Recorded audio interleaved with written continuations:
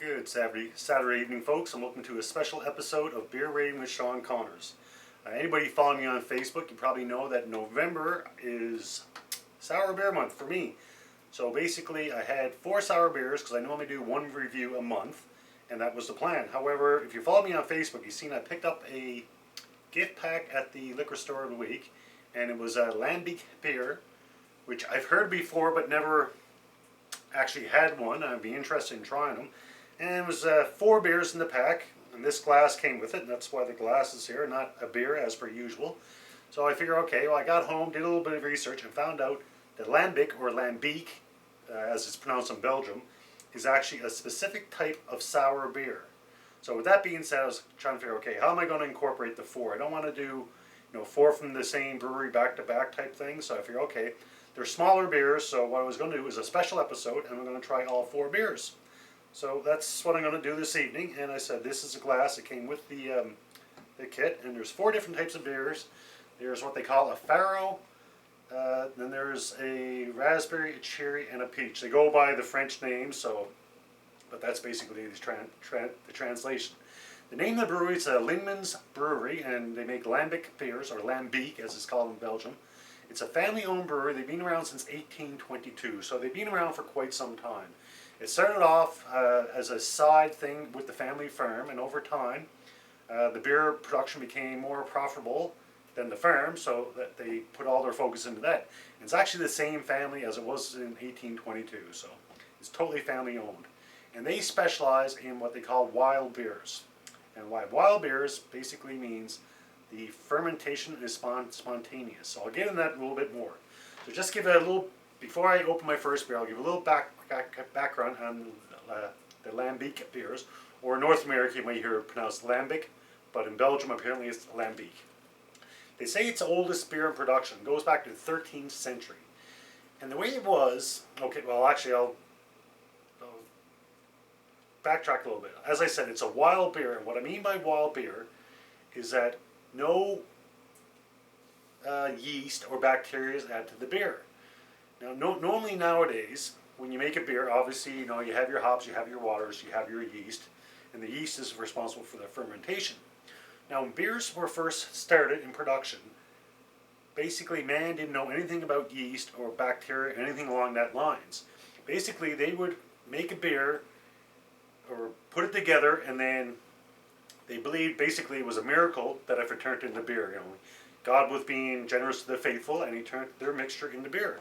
What they didn't realize is that the yeast in the air and the bacteria would ferment the beer. So basically, once Louis Pasteur, he was working for the beer company. That's when he found out about bacteria and yeast and everything else. So most breweries nowadays, they have specific yeast that they'll add to their beers, or bacteria if they're doing it for certain flavors. However, the Lindeman's Brewery, they still make what's called wild beers. And basically how that works, they'll make their wort, and normally nowadays the wort is put in a sealed vessel, a stainless steel vessel. However, with Lambics, it's put in what they call a cool ship, which is basically a container that's opened, and they leave it open overnight. And the reason they do that is because the yeast and the bacteria that's in the air will get into the mixture and cause it to ferment. So it's spontaneous fermentation. And the Lambics in particular, they're known to come from an area in Belgium, I believe it's southwest of Belgium, in what they call the Zen Valley. And the reason for the Zen Valley is because there's a specific strain of yeast and bacteria that are used specifically, or not used, but they get into the beer because they're prominent in that valley, and they get into the beer and they make the Lambics as we know them today. And normally the Lambics are about 30 to 40% wheat, and generally the Lambics, how can I say this? Okay, well, I said it's a wild beer, and wild beers normally turn into sour beers, but not always. But with Lindeman's, the bacteria and the yeast that they use in their particular area gives them a sour beer. And also, another thing I didn't realize is that Lambics, normally for a beer, you brew your beer, it's ready within, several days to a couple of weeks. With the Lambics, it actually takes about a year minimum for it to make, so it's a long process. And because of that, they actually add extra hops to their beer to help preserve the beer. But my understanding is they use dry hops, and whatever way they use them, although it's extra hops, you don't get a hoppy flavor as you would with an IPA. So there you go, that's a little bit of history on the Lindeman's breweries and the Lambics in general. And with that being said, I'm going to open my first beer. As I said, I have 4, so I'm not even going to see which one I get. I'm just going to pick randomly. Okay. And the first one I have, I'm going to zoom in so you can see it. This episode may be a little bit longer than usual, just from the 4 beers. I'm only going to do taste the beers. So there you go. So this is the Lindeman's Kriek, I believe it's pronounced Kriek. And basically what that is, it's a cherry beer. It's a cherry wild beer. And normally you use sour cherries, that's a traditional way. But for some reason the Lindeman's, they actually use, I believe it's a cherry syrup or cherry juice. I guess there was an issue getting the sour cherries. And well, I'm pretty sure the whole label is in Belgium, or sorry, either in Dutch or French. I believe it's French, but 1822, as I said, that's a brewery, Belgium. It says fruit, spontaneous fermentation, authentic Lambic brewery for 6 generations. Okay, no, that's in English.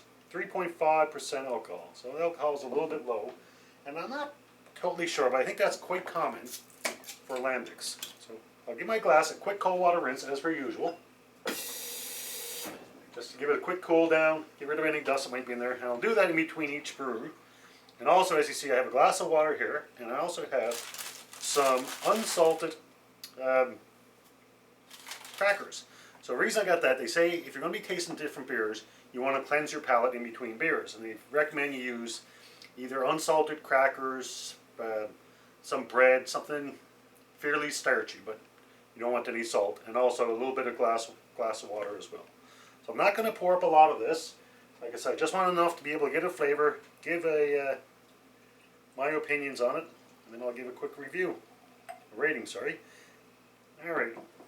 And plus I have 4 of them, which I'm going to finish off later on, so can't let them go to waste. Very, very fruity smell.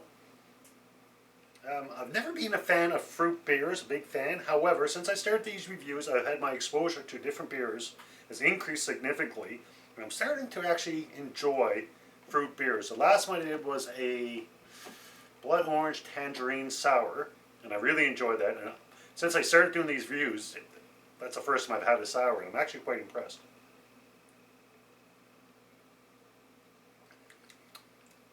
Ooh.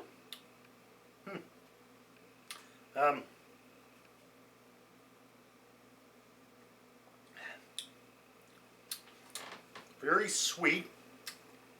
Definitely cherries.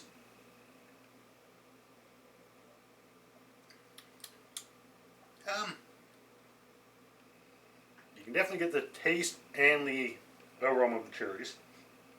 It's strong flavor, but it doesn't leave a strong aftertaste. So you get it, but it doesn't last, which I like.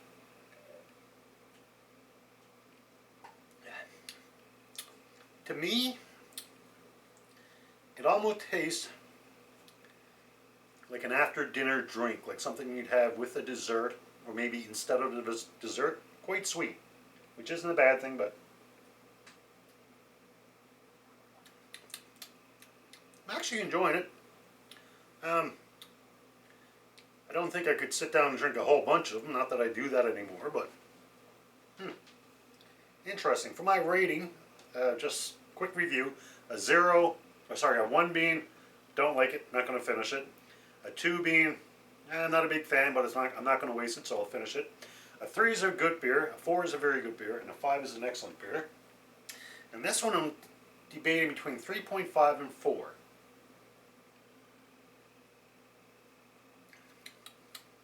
It's definitely very tasty. To me, it almost, it's actually, generally it's a Lambics are dry, cidery, and slightly sour. Kind of getting that, extremely fruity with this one with the cherries.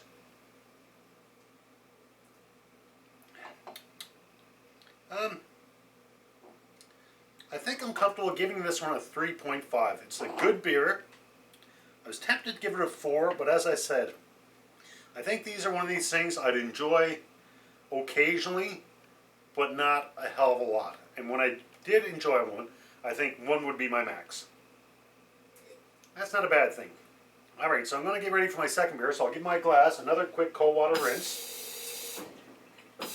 And I'll take a little sip of water just to try to cleanse my palate. I'll eat a cracker. They say, you know, something starch, because apparently that helps cleanse your palate.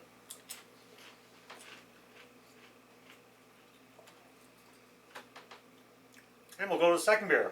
Once again, I'm not going to look. There's many beers here. I put 4 of them up front. When I get the foil on, I can feel the foil.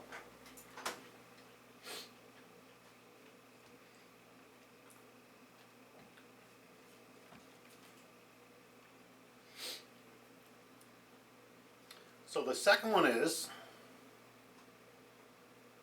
I believe all the names are in French, except for this one. I Googled it, and it didn't actually come up in French, but I know the translation. Basically, it's a peach. And Pecheresse, I believe they call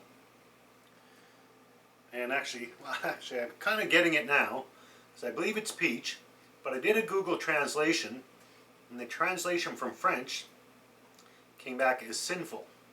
Or was it Russian? One of the two. And it kind of looks like a sinful pitcher. But I'm pretty sure the flavor is peach from the little bit of research I did online. And with that being said, generally I'm not a big guy for peach flavor. So this one could be a little bit interesting. And unfortunately, I'm the only one doing the reviews. So it might be a little bit of bias there, where I don't like peach, but I'll try to be unbiased as much as I can.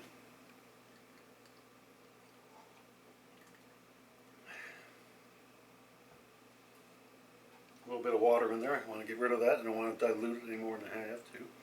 And I read online, I think it was, I'm not sure if it was a brewery website, but they actually call this one the Champagne of Lambics. It kind of looks like, somewhat like champagne, the color of the bubblies. And it's definitely a peach. So I thought it was, but I kind of had my doubts there for a while because I couldn't get a lot of information. The sinful kind of threw me for a loop. And this one, once again, it's all in French. And a couple other different languages, no English. Guess best before date, July 2021. And the alcohol content of this one is 2.5. So almost like a light beer. Definitely getting a strong peach flavor.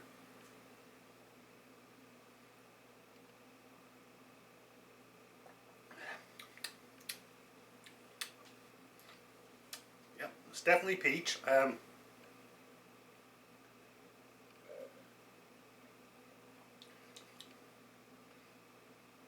it's like the cherry one. The flavor and the aroma is definitely strong. With both of them, though, I'm not getting a big sour flavor.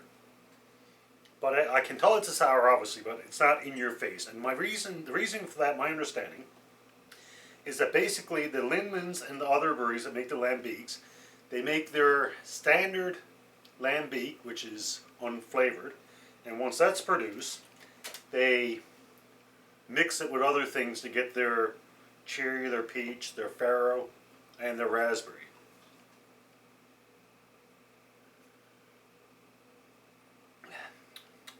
Once again, this to me is almost like a dessert drink, an after dinner drink. It's not something I don't think I'd be able to sit down, have many of, or actually sit down and have a meal. But after my meal, if I'm just relaxing, I think it could be nice. But once again, I said I'm not a big peach person, so I'm a little biased that way. But it is good, I'll give it that much. I think I'd be comfortable giving this a 3.0. As I said, the cherry was 3.5, the Kriek, however you pronounce it. And I think if I was a cherry guy, this possibly could be a 3.5 as well. But for now, I'll give it a 3. It's good. I'll give it that much. As I said, this review is going to be a little bit longer. I'm already at the 15-minute mark. So I'll try to speed it up a little bit, but bear with me. And once again, in between my beer, I have a little swig of water or cracker. Just trying to cleanse my palate. And as I'm eating the cracker, I'll grab the third beer.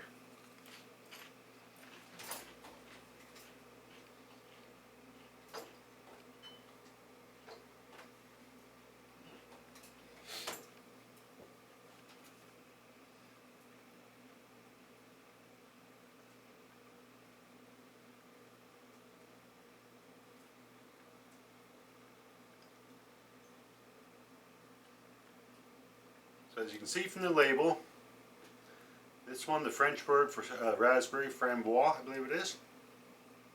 And like the last one, this one is 2.5% alcohol. And the best before date, once again, 2021 in June, so we're good to go there.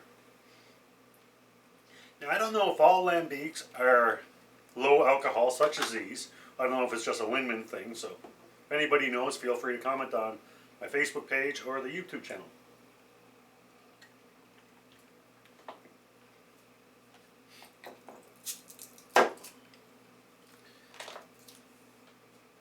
Pour this up, and once again the water settles when I rinse my glass, usual the case.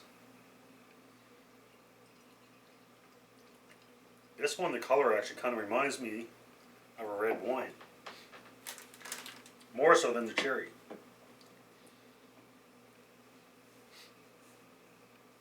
Ooh, that is a strong aroma, strong raspberry aroma. Very, very strong.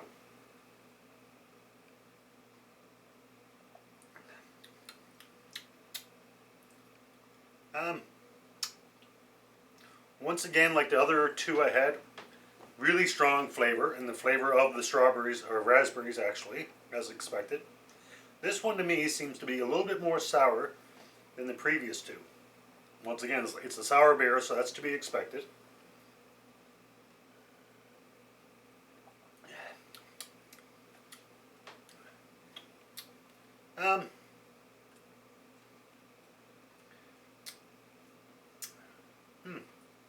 It's definitely cidery, as I said. I said that most Lambics are dry, which I'm getting from all of them so far. Cidery and a little bit sour. I'm definitely getting all three from this one.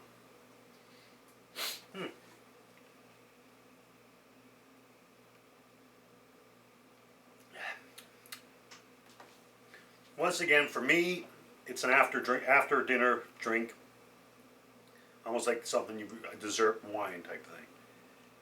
Excuse me. And for a rating,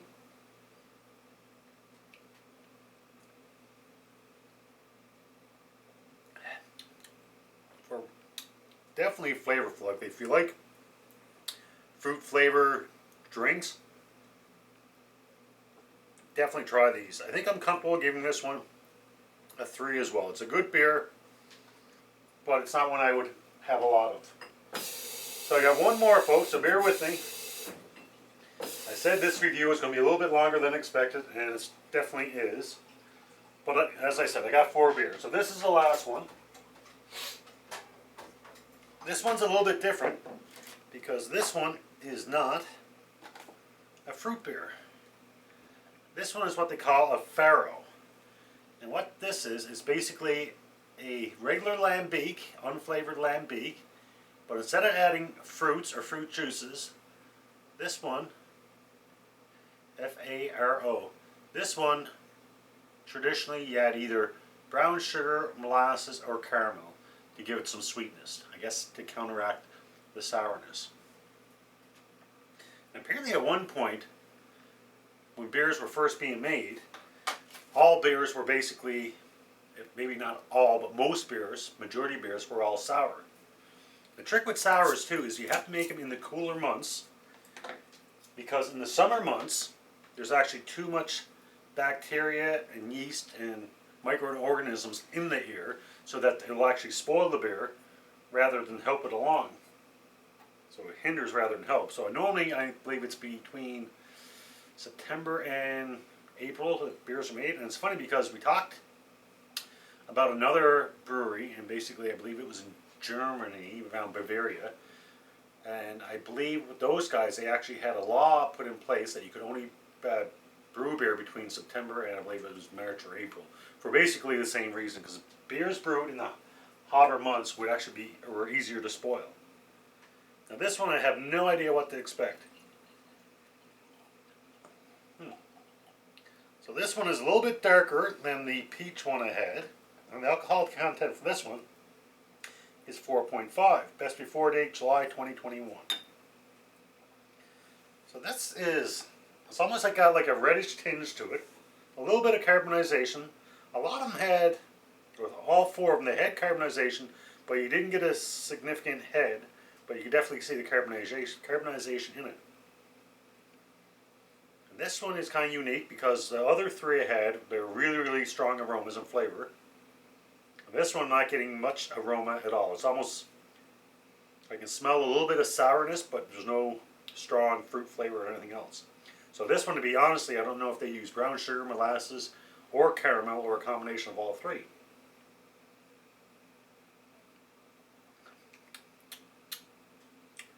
Ooh.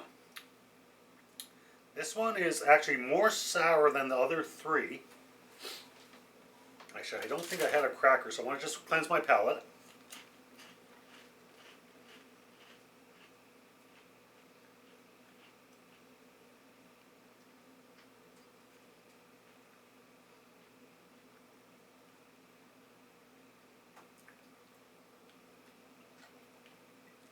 Sorry about that, folks. I'm sure nobody wants to watch a video of me eating crackers. This one actually reminds me a little bit of the beer I had last week, which was the Pecheresse Aged Pale. And this was for the brewery that for Pecheresse, that was their standard sour. I mean, they called it the mother beer for their other sours. Basically, that's what they use to blend with other beers, fruit juices to give their beers. This is what this one kind of reminds me of.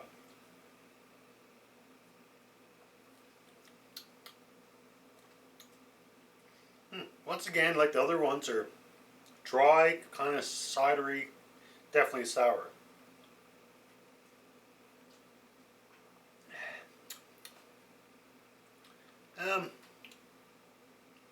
It's funny because I said I've never been a big fan of fruit beers, but actually I think I've enjoyed the other fruit beers more than I have with this one, the Faro. It's not bad. It's definitely, I mean, if you've never had a sour, if you had this one, you definitely taste the sourness by all means.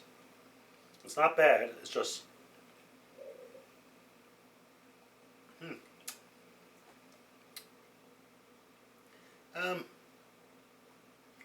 trying to come up with a rating for this one. I want to give it a 3.0, but at the same point, the other ones I gave a 3, except for the cheer I gave 3.5.